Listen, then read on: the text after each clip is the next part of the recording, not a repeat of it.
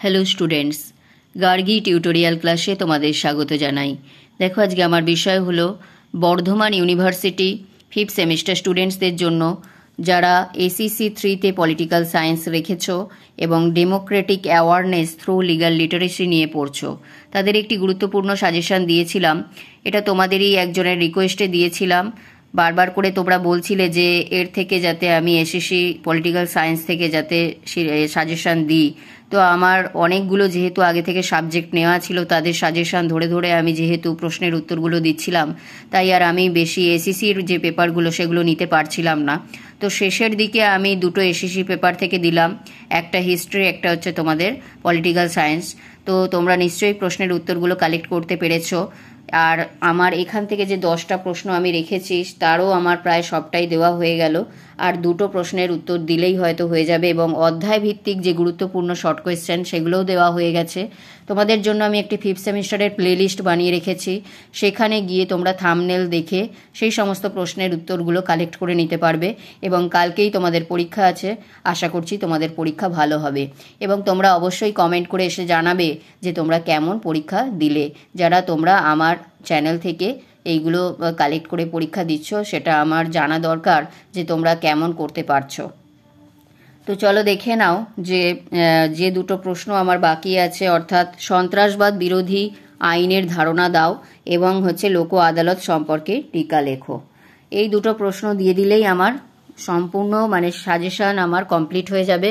চলো দেখে নাও। হয়তো একটু দেরি হয়ে গেল, যেহেতু আমি ওই ডিএসসি পেপার বিভিন্ন পেপারগুলো নিয়েছিলাম, জিই পেপার, সেই জন্য এগুলো আর দিতে পারছিলাম না। বুঝতেই তো পারছো, এতগুলো সাবজেক্ট দিলেই তো হলো না, সেগুলো ক্লিয়ার করাটাও এত সহজ ব্যাপার নয়। তো যাকে দেখে নাও প্রশ্নটা। সাম্প্রতিককালে বিশ্বে সন্ত্রাসবাদ এক ভয়াবহ সমস্যা। কত নিরীহ নিষ্পাপ প্রাণ, কত মূল্যবান সম্পদ ধ্বংস করে সন্ত্রাসবাদ সারা বিশ্বে আতঙ্কের জাল বিস্তার করেছে। এই সন্ত্রাসবাদকে সংজ্ঞায় আবদ্ধ করলে বোঝায় সাধারণত রাজনৈতিক লক্ষ্যে সাধারণের জন্য সংগঠিত হিংসার প্রয়োগ। 1930-এর দশকে এই সন্ত্রাসবাদের ধারণা পরিবর্তিত হয়।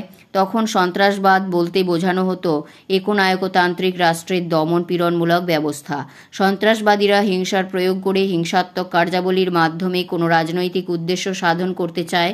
বিশ্বব্যাপী সন্ত্রাস সংক্রান্ত ক্রমবর্ধমান সহিংস ঘটনাবলীর পরিপ্রেক্ষিতে অনেক দেশেই বিভিন্ন ধরনের সন্ত্রাসবাদী আইন প্রণীত হয়। এর সাথে সাথে সম্মিলিত জাতিপুঞ্জের সনদের 2 ব্যাকেটে এইভাবে লিখবে 4 নম্বর ধারাতে বলা হয়, রাষ্ট্র কর্তৃক সমস্ত প্রকার বলপ্রয়োগ অথবা ভিত্তি প্রদর্শন সম্পূর্ণরূপে নিষিদ্ধ। নিরীহ নাগরিকদের বিরুদ্ধে সন্ত্রাসমূলক কার্যকলাপকে ফৌজদারি অপরাধ হিসাবে গণ্য করার কথা বলা হয়েছে। আন্তর্জাতিক বিচারালয়ে রোম স্ট্যাটুট এটা একটা আইন, কিন্তু সন্ত্রাসী কর্মকাণ্ডের কোনো ভৌগোলিক সীমানা নেই। যে কোনো দেশে বিপদগামী ব্যক্তির অন্য কোনো দেশে প্রশিক্ষণ প্রাপ্ত হয়ে নিজ দেশে ফিরে সন্ত্রাসী অপরাধ সংগঠন করতে পারে এবং করেও থাকে। এইভাবে অন্য কোনো দেশ থেকে সন্ত্রাসী কার্যকলাপ করার জন্য প্রয়োজনীয় দ্রব্যাদি উপকরণ নিয়ে আসে এবং অন্য কোনো দেশে সন্ত্রাসী সংগঠন এগুলি নিয়ে আসতে পারে।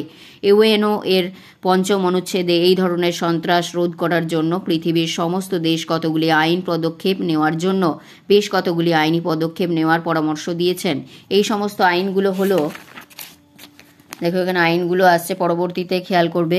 1 নম্বর, সমস্ত প্রকার সন্ত্রাসমূলক কার্যকলাপের সংগঠন, উস্কানি, সাহায্য দান, অর্থ সরবরাহ, উৎসাহ দান, এমনকি সহ্য করে যাওয়া থেকে বিরত হওয়া। 2 হচ্ছে নিজেও ভূখণ্ডকে সন্ত্রাসবাদী কার্যকলাপের জন্য ব্যবহৃত হতে না দেওয়া। 3 নম্বর হচ্ছে সন্ত্রাসমূলক কাজে লিপ্ত ব্যক্তিদের গ্রেপ্তার, বিচার, শাস্তি দান এবং বিদেশি ক্ষেত্রে প্রত্যর্পণ। 4 নম্বর দেখো, এই মর্মে রাষ্ট্রে রাষ্ট্রে অথবা আঞ্চলিক স্তরে বিশেষ চুক্তি সম্পাদন। 5 নম্বর, আন্তর্জাতিক স্তরে সন্ত্রাস দমনের জন্য প্রয়োজনীয় তথ্য সরবরাহ এবং বিনিময়ের কাজে রাষ্ট্রে রাষ্ট্রে সহযোগিতা।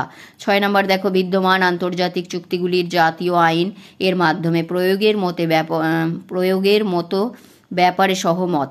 এবং 7 নম্বর দেখো, সন্ত্রাসবাদী সংশয় আছে এমন কোনো ব্যক্তি আশ্রয় প্রার্থী হলে রাষ্ট্রীয় আশ্রয় না দেওয়া এবং উদ্বাস্তুদের আশ্রয় না দেওয়া। এরপর দেখো আইনগুলোকে সামনে রেখে আকাশপথে সন্ত্রাসবাদ দমনের ব্যাপারে স্বাক্ষরিত হয়েছে টোকিও। সালগুলো তোমরা মনে রাখবে। হেগ ও মন্ট্রিয়ল চুক্তি।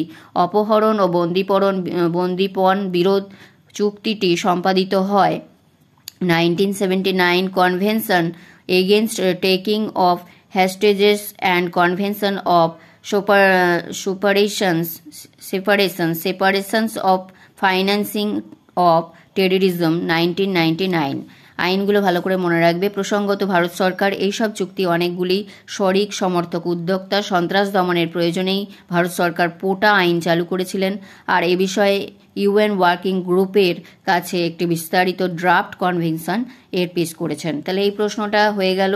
এছাড়া যে আরও একটা প্রশ্ন আছে লোক আদালত, এখানে দেখো আরেকটা প্রশ্ন, লোক আদালত সম্পর্কে টিকা লেখো। এটা আমি তোমাদের দেখিয়ে দিচ্ছি আর বলছি না, তোমরা এটা একটু দেখে নাও অ্যান্সারটা কিভাবে লিখবে আমি সেটা বলে দিচ্ছি। এই যে এখান থেকে দেখো 5-এও আসতে পারে বা 10-এও আসতে পারে লোক আদালত, এখান থেকে লিখে যাবে এই পর্যন্ত, তারপর ঐতিহাসিক প্রেক্ষাপট দিয়ে এখান থেকে স্টার্ট করবে। ভালো করে দেখে নাও এবং স্ক্রিনশট মেরে নাও।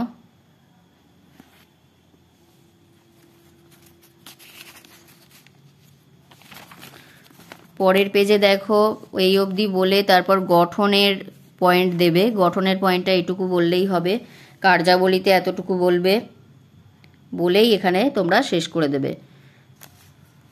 আশা করছি দেখতে পাচ্ছ। তাহলে এই হয়ে গেল আমার সমস্ত যা যা প্রশ্ন আমি তোমাদের দিয়েছিলাম সেই সমস্ত প্রশ্নগুলো আমি ক্লিয়ার করে ফেলতে পারলাম। তবে একটু সময় দেরি হয়ে গেছে। বললাম যে আমি ডিএসসি পেপার এবং জি পেপার এতগুলো নিয়ে ফেলেছিলাম, যেগুলো আমি তো শুধু সাজেশান দিয়ে ছেড়ে দিইনি, সেগুলো ক্লিয়ার করেছি, তাই সময়টা একটু বেশি লেগেছে। তাই তোমাদের এসএসসি পেপারের দিকে বেশি নজর দিতে পারিনি। এবং তোমাদের মধ্যে অনেকেই যারা সংস্কৃত বা এডুকেশন আরও অনেক কিছু চেয়েছো, তো এতগুলো আমি দিতে পারিনি, তাদের জন্য সরি বলে দিলাম। তাহলে হচ্ছে ভিডিওটি যদি গুরুত্বপূর্ণ মনে হয় তাহলে একটি লাইক করে দিও, চ্যানেলে নতুন হলে সাবস্ক্রাইব করে নিও এবং বন্ধুদের মধ্যে অনেক অনেক শেয়ার করে দিও। দেখা হচ্ছে পরের ভিডিওতে।